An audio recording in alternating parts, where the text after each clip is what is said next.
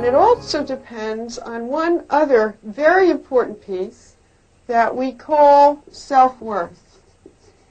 The ability to confide in another person depends on whether I believe that whoever I am, whatever I am, that I am lovable and I am good enough. Now, if you read Virginia Satir's book about the pot, and last week Lynn talked about the pot, and the notion of the self as literally being a pot, where within ourselves we keep all kinds of things. We can have soap, and we can have soup, and we can have what she called manure, the 3S pot, and that whatever is in us is what's there at the moment. And so if somebody says, "How are you?" they'll likely get what is there at the moment, what is in the pot.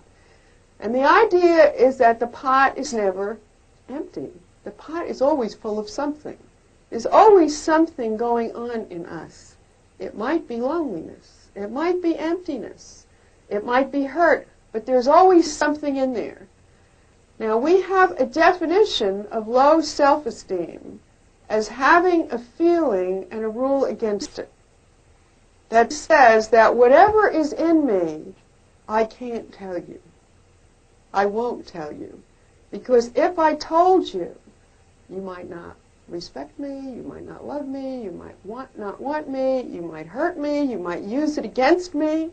And so the emotional openness part that has to do with the ability to confide in another person becomes limited, becomes censored.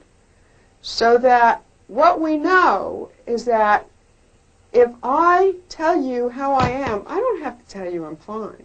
It's not what's in the pot that matters. It's my ability to own it, acknowledge it, and confide it in you. That is my part. And in order to do that, I have to believe that whatever I tell you, I am still lovable and I'm still good enough. And so there are certain basic beliefs that we have on this side of the ledger, the pleasure side, that have to do with having high self-worth, high enough self-esteem that I am willing to confide in you. Because if I'm not willing to confide in you, then we never get to emotional openness, and our ability to get close is limited, and the pleasure of bonding becomes limited. So I want to show you the beliefs that keep us over here, and then the beliefs that will put us over there, because that's part of what we're going to be working on tonight. Over here, the belief is that I exist. Very simple. I am a separate person. I am not you. I am not my mother. I am not my father. I am not anyone I should be. I am me. I exist as a separate person. I have my own identity. By virtue of existing, I have needs. I need. And by virtue of existing and having needs, I am entitled to pursue having my needs met. Very simple. I am entitled. And one of my needs is to be happy, to be imperfect. That's the catch. To be able to be imperfect and to be able to make mistakes and learn from them. I can make mistakes, and I don't have to be perfect in order to be loved. Now, what happens for many of us when we're little is that somehow we confuse love and approval. We get the idea that in order to be loved, we have to be good enough. We have to be perfect. We have to measure up. And there's always some way in which we don't measure up, whether it's in someone else's eyes or in our own eyes. Sometimes not measuring up is because we have a picture of the way we want to be or we should be, and we decide we don't meet that picture. So our feeling about ourselves is not good enough. And sometimes we get that message from parent figures, from caretakers, from siblings, from whoever, that say, you are, and you fill in the blank. You are bad, silly, stupid, a baby, crazy, ignorant, you name it. And we get the picture that we are not measuring up, and we are not good enough, and because we are not good enough, we are not lovable. And when we decide that, we put ourselves in terms of ever confiding and trusting on the pain side of the ledger, because our secret belief is I am not good enough and I am not lovable.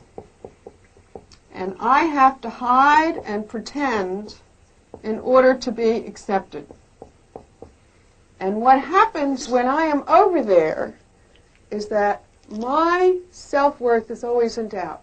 When I meet you, when I talk to you, instead of really being able to listen to what you have to say and where you are and how you feel, I'm thinking, do you like me? Do you want me? Will you hurt me? Can I trust you? Do you see me as a pleasure? Are you going to embarrass me? Are you going to humiliate me? Are you going to make me look good? Are you going to make me look bad? Lots of times we marry somebody because we think they will make us look good. They have something that we don't have. And then often what happens is that afterwards we start comparing ourselves, and we end up resenting our partner for the very thing that we were drawn to because they look better than we do for some reason. You're more sociable, or you're more of an intellect, or you're more competent, or you're more attractive, or you're more talkative, or you're more appealing, for whatever the reason. And so what happens is that when we feel, I'm not good enough, I'm not lovable, then every transaction we have with another person, particularly the ones that we want to be close to, becomes colored by our self-worth. And our self-worth is affected by the communication styles that we grew up with. Remember what we did last week? The placator, the blamer, the super reasonable, the irrelevant. Remember that? Our sense of our worth and our ability to trust another person and how we're going to communicate with another person is affected by what we saw in terms of patterns of people dealing with each other, communicating with each other in our own beginnings.